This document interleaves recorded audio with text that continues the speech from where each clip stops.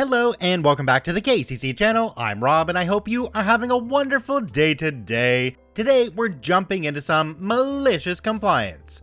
Before we start, today's video is sponsored by the like button. So make sure to give it a good click to show YouTube that you enjoy the videos and it'll help bring more people in. Alright, our first story today comes to us from Throw It All Away 2364. The credit for my work cost $5,500. Let's jump right in. I'm going to be very vague to not bog this down with jargon. I work in a fairly prestigious biology lab on the East Coast where we study various pathogens, and for one project, I was trying to isolate a certain bacteria from samples containing a wide array of species in order to infect mice with the strain under various conditions. While doing research to see if there were mediums that were selective for the target bacteria, or if there were antibiotics that my target was resistant against that would kill everything else, I ended up with various ways to isolate the bacteria, using a process I thought of myself to test the efficacy of each isolation method. Before starting my experiment, I ran it by my coworker who is a seasoned immunologist of 10 years, let's call him Dan, who trained me in working with bacteria when I started the job. I'll probably rant about Dan in another post. He thinks it's great and gives it the green light, and for the next 2 months I'm running the experiments, calling biotech pharma companies for quotes on their products that I'm using to isolate the bacteria, and end up with a big spreadsheet that contained both the efficacy and the cost-benefit analyses of all the methods I came up with or found. I show my results to Dan and he's ecstatic, although he mentions that it's likely going to be a while before we use the data and make a decision on the isolation method due to us waiting on samples to come in. I send this spreadsheet along to my PI anyway, head scientist at a lab, and shift my time to other projects I'm working on. Another couple months go by, and after not hearing anything from Dan about patient samples, another coworker comes up to me and asks me where I could find a set of certain plates to isolate the target bacteria from. I'm confused and ask him why he's looking for those, because based on my experiments, the plates he wanted were the least efficient and most expensive way to select the bacteria we were looking for. Not to mention that I had no idea that we had ordered any more than the 10 plates I used to run my experiment. He argued me and said that Dan's research said otherwise. That confused me even more, and when I asked him to show me what he was talking about, he proceeded to show me my own spreadsheet, where he quickly realized that he had been misled and said that Dan must have made an error in the spreadsheet. I told him that I was the one who ran the experiments and got the results, and if Dan ordered the bad plates, then he had just wasted the lab's money. The other coworker said I probably told Dan to order the wrong plates, but when I said I had no idea plates were being ordered at all he had to say to that was, "Oh, that's weird." Sure enough, later that day, I look inside our cold room and see several boxes, roughly $5.5 thousand worth of the expensive and inefficient plates, and I confront Dan about it. I asked Dan why he ordered so many plates, and if he had been telling other people that he had done the experiments. He laughs a little before asking if I even read the spreadsheet that I made, and states that the plates he ordered were the best based on my criteria, and that because he taught me how to work with bacteria, I was piggybacking his methods, and that him validating my experiment before running it was tantamount to him doing the work. He told me not to worry about it anymore, and that he would be presenting the data to the PI because he had already prepared a slideshow and everything for it. I wanted to open up the spreadsheet and tell him that he had just wasted a lot of money, but he was so condescending and sure of himself about having ownership of my work that all I said was, "Okay," before returning to my bench.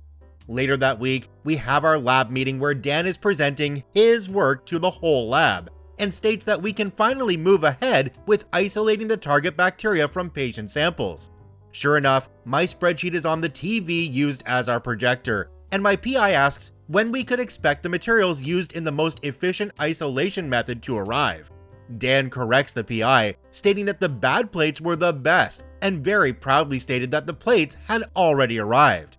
I then interjected very bluntly, saying that the plates he ordered would recover over 90% less of the bacteria than the method my PI had picked from the spreadsheet. Dan fell silent, face going shades of red, before he stumbled through a justification of ordering the bad plates, how in the long run we'd save money by not ordering the materials needed to do the method my PI wanted, only for my PI to chime in stating it was absolutely worth it if it meant a tenfold increase in recovery, and that we shouldn't be wasting samples, time, and money on bad plates. Dan very quickly blurted out that it was my spreadsheet and that there must have been a miscommunication between us before ordering the plates before he quickly sat down.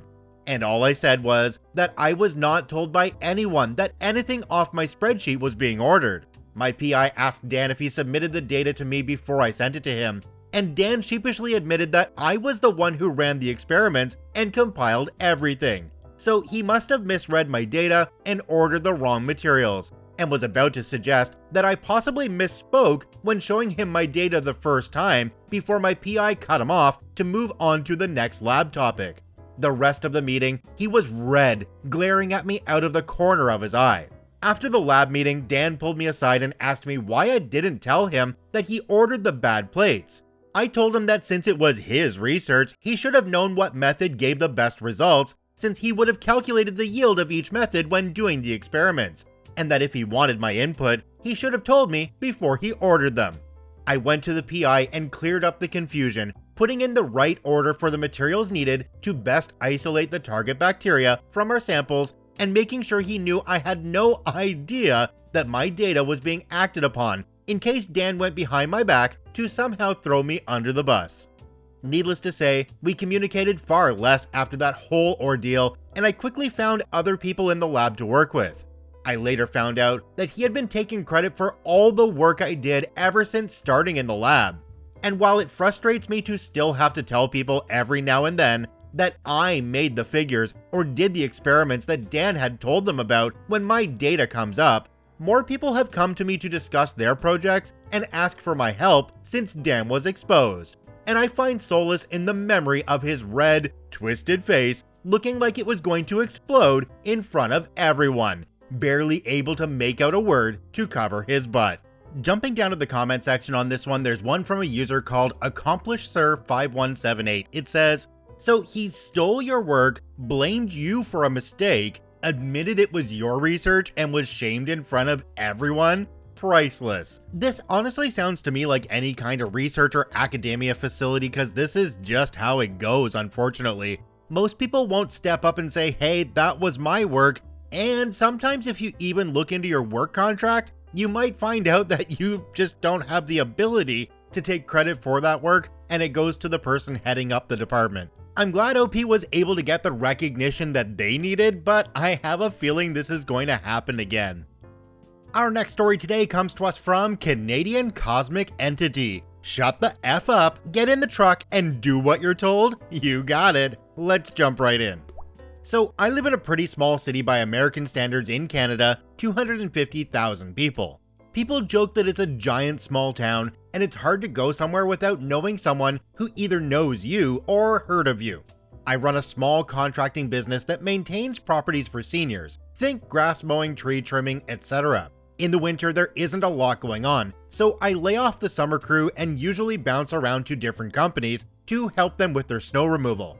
I hold a CDL as well as equipment operator license, among others, so most of the larger companies know me and are more than happy to have me around. Over the weekend, I was called by the biggest company in my city to help with hauling snow to the city's snow dump, a gravy job, and lots of hours. I had never worked with their crew, but quickly got along with everyone but the company grump, which was expected. Of course, the company grump is the one working on the weekend loading trucks. After the first location, he gave me some cash to get us coffee. I meet him at the next location and hand him his drink. He takes a drink and noticed it's wrong. He gets out of the Bobcat and throws the full extra large coffee into the distance, getting caught by the wind, spraying me with liquid, all while cursing me out. I decided to let it go. Everyone has been working long hours and well, some people in construction are just giant man children. I offered to grab him another coffee and he declined. I went back to my truck to drink my coffee and talk to the other driver in my truck when the operator comes over to our truck to be at us about his coffee, after I offered to get him another. Shortly after, I realized I had his change in my pocket. Knowing this guy, I better return it.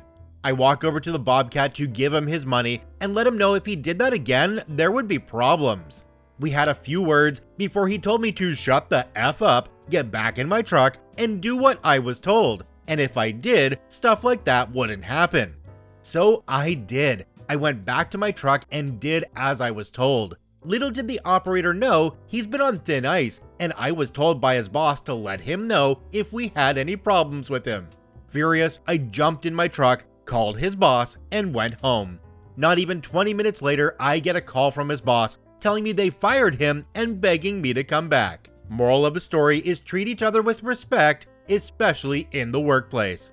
Jumping down to the comment section on this one, there's one from a user called Masik. It says, I know that type, gets warned a dozen times, but when it happens, they're totally surprised. OP responded to this comment and said, yep, this guy is nearly 50 apparently. This was done on government property too, and if I complained to the customer, I would never do that. They could lose the contracts, so there's no room for that, especially when you work for a household name. Some people just have no respect for anyone. I think one of the major problems in the construction industry is that, well, people just assume that somebody like him's going to get what's coming to them, but it rarely happens because they don't get reported. If you assume that somebody else is going to do it, and that somebody else assumes that somebody else is going to do it, it never happens, and this idiot still gets to run rampant like they're doing right now.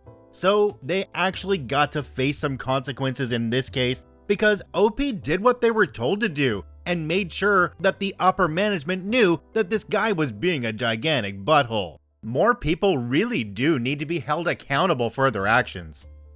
This next story comes to us from ronearc. 10,000 steps a day or else? Let's jump right in. Years ago, long before smartphones or Fitbits, a coworker of mine, Bob, had a relatively mild heart attack.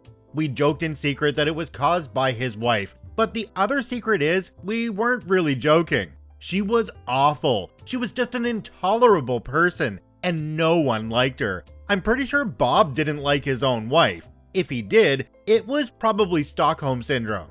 At any rate, when Bob returned to work, he returned with a pedometer clipped to his belt. Every day, Bob would walk as much as he could when he wasn't pinned down to his desk. But he was suffering, and his work was suffering. As his supervisor at the time, I figured he was struggling with his recovery, so we just moved a lot of his work to others and left him with the cases he specialized in. That worked for everyone, because those cases drove others nuts and he was a whiz at them. His other work was comparatively easy. However, at the end of his first full week back, the issue became more clear.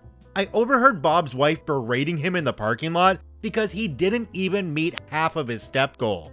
Turns out, the pedometer didn't come from his doctor, it came from his wife. She was demanding that Bob increase from his current 4,200 steps a day that were almost killing him to somehow 10,000 steps a day. This will read at least 10,000 at the end of every workday, or it'll be your butt, were her words. Now, Bob was a tall guy with long strides, so she was somehow expecting him to fit in over 6 miles of walking during his workday while recovering. But you know, since he'd had a heart attack, maybe she was just looking out for him, right? Nope, his doctor had actually cautioned him against overdoing it. He was only supposed to be walking 1.5 miles a day and not all at once. But his wife wasn't having it. She demanded more, and he tried but wasn't doing so well. After another week of this and another chewing out in the parking lot, we developed a plan. Bob's pedometer just sat on the corner of his desk while he was working. If anyone had to walk down the hall or to the other building, they'd grab the pedometer on their way out of the office. Bob did have to tolerate another couple of butt chewings because we ramped him up to 10,000 steps instead of jumping straight there. We figured that would be suspicious otherwise.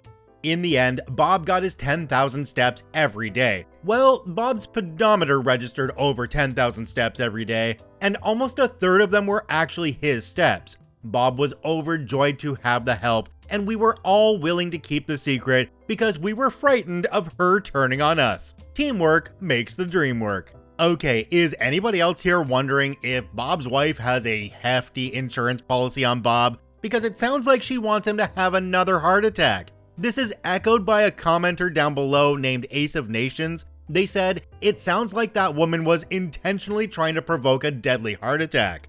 OP responded to this one and said, "I don't care what the subject is, what your expertise is, or how little she knows about the subject, she'll often have a contrary opinion and demand it should be treated as the word of God." So maybe she was trying to kill him off, but completely disregarding the doctor's orders and imposing her own unreasonable demand was totally on brand for her.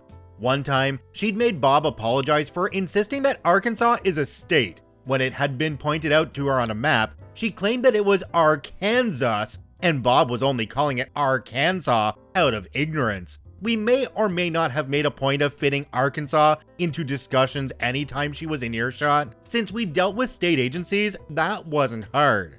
I've genuinely never known a more disagreeable person. Okay, this woman sounds horrible, and you'll wonder why Bob had the heart attack in the first place. Probably because he had to deal with her on a daily basis. I need to remind you all again that life is too short to be unhappy, so if you're in a situation like Bob is in, it might be time to move on and find somebody that will, complement your life, be part of your life, not try to destroy your life like his wife is right now.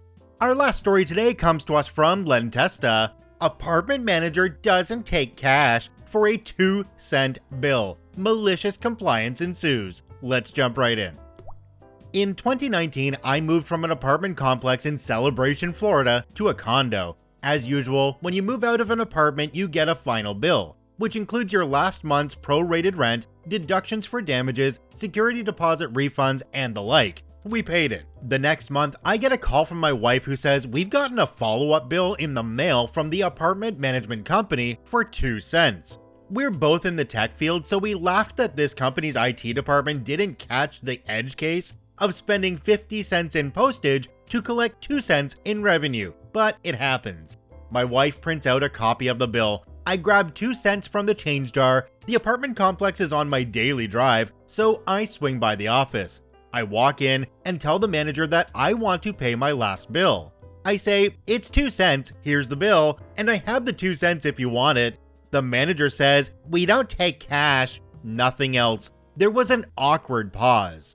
I say, "I don't expect you to take cash. I expect both of us to have a laugh about how silly computer systems are and for you to write off the 2 cents because it'd cost you more to process the payment." She says, "I'm not going to do that." Again, awkward pause. I say, "So you want me to write you a check for 2 cents and mail it, and you're going to process that check?" The manager says, "Yes, send us a check and we'll process it," and then walks back into her office to end the conversation. So I go home and set up an automatic monthly bank payment to my apartment complex for 3 cents. And then, because I'm a programmer, I write some code to send a letter once per month saying, "I'm so sorry, I've overpaid my bill. Please send me a check for the overpayment."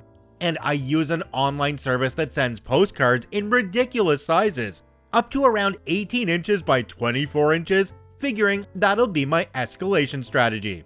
The first of the next month, I get a call from the apartment company's regional manager. After introducing himself, the next 2 minutes were the most sincere, "Oh God, we made a mistake. Please don't do this. We'll never contact you again" apology anyone could have hoped for. I stopped the mail and never heard from them again. Did I spend several hours on malicious compliance for 2 cents? Yes. Was it worth it? Absolutely. I highly recommend going to the link in the description for story number 4 because there are so many similar stories in the comment section for this one that I spent entirely too long reading through them, and I recommend that you guys read through some of them as well. Check out all 4 OPs linked in the description down below. I thank you for watching. I hope you have a wonderful day, and we'll see you tomorrow.